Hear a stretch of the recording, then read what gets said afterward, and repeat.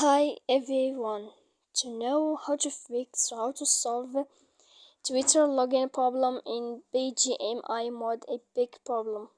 To know how to solve Twitter login problem in bgmi mod a big, you should just go to settings like this. We will click.